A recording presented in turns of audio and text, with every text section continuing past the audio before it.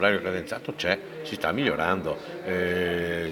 Tenete presente che da dicembre, dalla metà di dicembre, le corse giornaliere da 600 sono aumentate a 800. Adesso si tratta, come sempre, ovviamente non tutte le ciambelle riescono con il buco quando si tratta di evoluzioni di questa natura, bisogna sempre seguirle per come dire, risolvere gli ultimi problemi che sono rimasti risolti.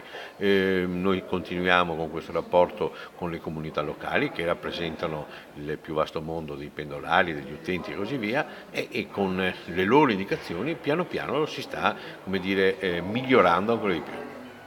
Mi pare che gli ultimi aggiornamenti abbiano trasformato alcune corse che erano previste su autobus su ferro. Vuol dire anche un impegno in più per la regione? Assolutamente sì, c'erano ad esempio alcune corse, una corsa in particolare alle 0:20, alle 0:23 da Venezia su Portogruaro, ora eseguita con la svolta con Pullman, che viene, come dire, riconvertita con il treno.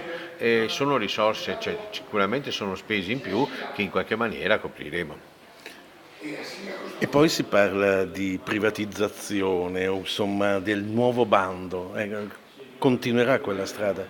E questa è la strada che ha scelto il Presidente della Giunta, ci sta lavorando per, come dire, dare tutte le sicurezze ai pendolari e ai lavoratori, ma prima di tutto ai pendolari di un miglior servizio.